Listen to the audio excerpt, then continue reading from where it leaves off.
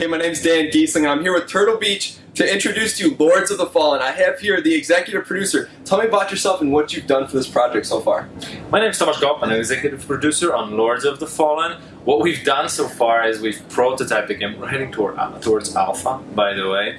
And we're going to release the game next year, 2014, PCs and next generation consoles. And we're really excited to be showing live gameplay presentation of Lords of the Fallen for the first time ever at this year's E3. Yeah, I had a chance to sit in. It's a really exciting gameplay. It's a different type of game. Can you tell me about your inspiration in creating this game?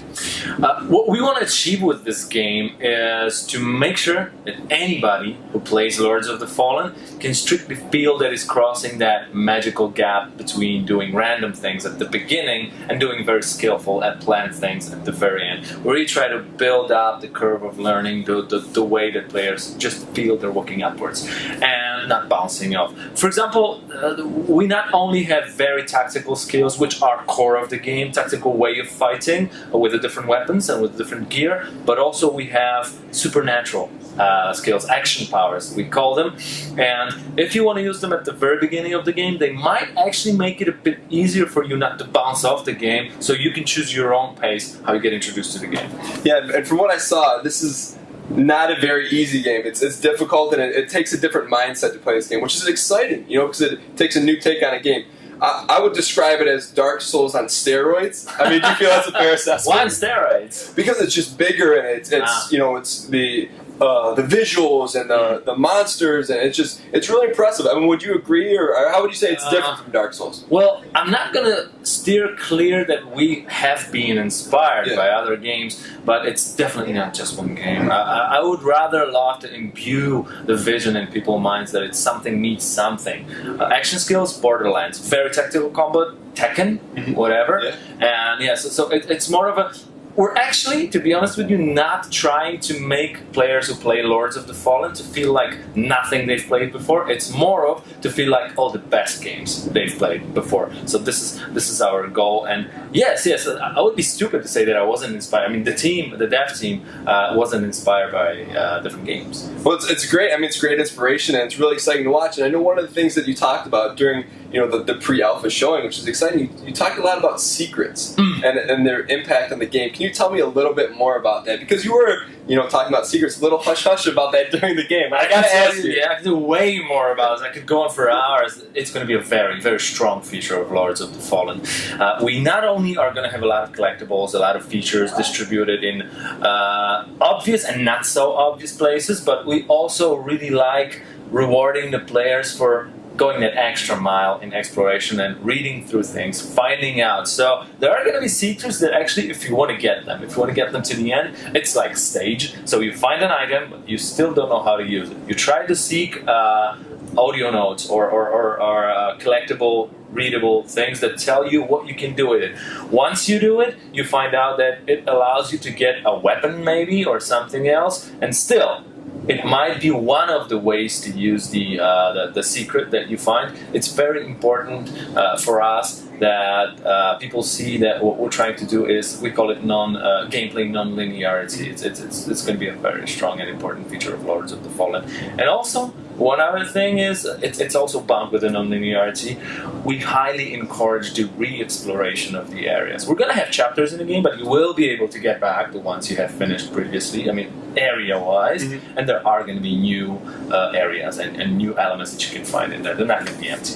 I will say this, watching the gameplay build yesterday, you ended it at a cliffhanger moment, when that monster came out. Show must go on, man. Oh my gosh, Tomas, you know exactly what you're doing. It's a beautiful rendition. But you mentioned, I want to ask you about the audio. You mentioned something about audio notes. Can you talk about how you guys incorporated audio and the ambiance into Lords of the Fallen? Well, we're trying to really make sure that it plays well with the gameplay. It's not only about telling the story, which is very important, of course, but since the gameplay is so strong feature of the game, imagine a boss fight. You're fighting, I mean, you've seen it yesterday. Yeah, I saw it. It's great. For all these guys that haven't, you're fighting a large, 3 meter wide knight. And this guy is changing phases once you chip down a certain chunk of his health. He's probably dropping parts of his armor and so on and so on, and the music changes.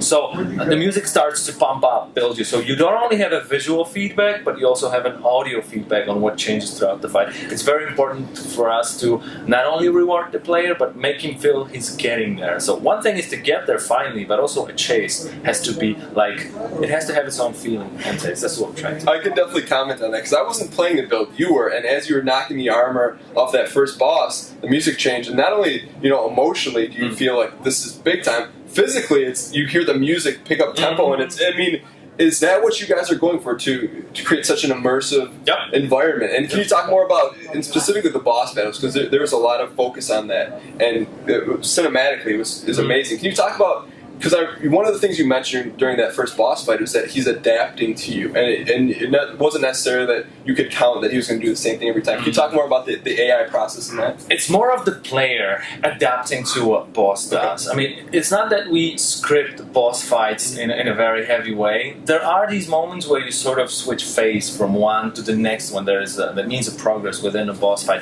But and there might be some changes in the attacks that he does, but basically, each boss has a certain pool of attacks that he utilizes, and it's very important for the player to feel like he's trying to find out the rules of each certain attack. How long does it take? How many strikes a combo contains, and what is the time window after that? If there is a strong attack, there is a probability that after that he needs a second or two more to recover from that, and that learning process is very important for us, because once you do that, it's a very big jump that you can do. For example, fighting the boss for the first time and defeating him takes, let's say, 3-4 minutes. And once you are a very skilled Lords of the Fallen players, speedrunners, I love these guys, by the way. Once you do that, and once you train the hell out of it, and once you can do it in 1 minute, for example. So yeah. Can you tell me real quickly about walking the fine line of, when you fight a boss, of it being too difficult and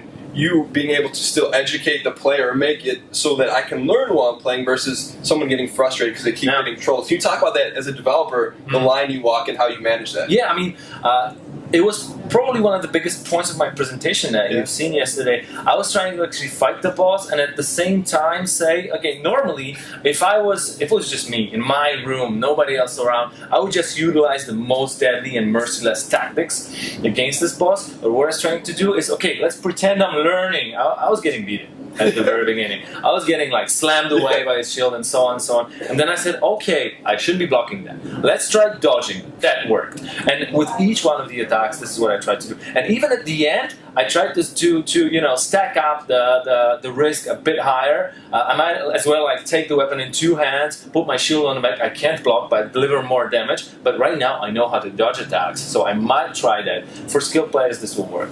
That's really exciting. Can you tell me as much as you possibly can about when can we expect to see this game out? Because it's really exciting, and we want to play it right now, but obviously you guys have a long development process. Can you tell us a little bit, is there any sort of a window or what quarter we could expect to see this game? Well, the development is going to be, it started almost 2 years ago. Come September, it's going to be 2 years since we're developing the Lords of the Fallen. And the game is going to be released in 2014 on PCs and next generation consoles. Right now, we're heading towards alpha, so we're not even in alpha stage yet. There's still a lot to do, and probably some things can change, but the core and the vision of the game is there. It's rock solid, I hope.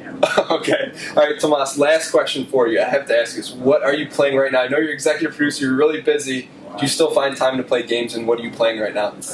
There are a lot of games that I haven't finished yet. Borderlands 2, for example. I'm totally in love with Legend of Grimrock, for example, one of my favorite games. And I've waited many years to try the game that is, it's an indie game that is very awesome, and I just didn't have time to it. Super Meat Boy. Oh my gosh, it's great. Now, I gotta ask about Grimrock. How far are you? That game is so fun. And 7 or 8, I remember. 7 or 8 for. Did you ever play Dungeon Master back? Have you ever played Dungeon Master back? I know the game, I haven't played it. Okay. Yeah, but I know it's similar. Yeah. Well, Tomas, thank you so much for your time. And if you're interested in seeing more exclusive updates on Lord of the Falls, make sure to stay tuned to the Turtle Beach Facebook page at facebook.com/Turtle Beach. Thank you so much, Thomas, and we're excited to see Lords of the Fallen come out. Thanks for having me. All right, my pleasure. Thank you so much.